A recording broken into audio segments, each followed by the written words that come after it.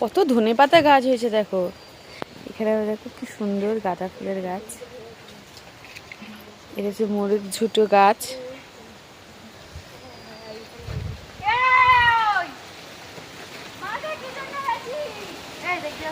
এই দেখো ওলকপি হয়েছে।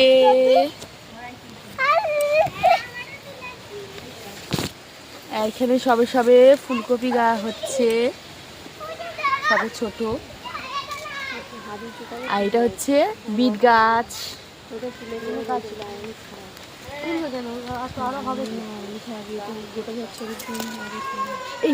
এই দেখো লাউ গাছ। এটা ছোটখাটো একটা চাষের জমি বলতে পারো। এখানে দেখো কত মূলো শাক, পালং শাকের গাছ।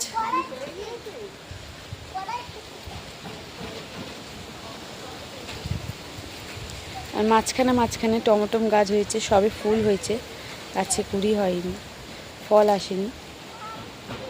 আর ওই সাইডে ধনেপাতা গাছ।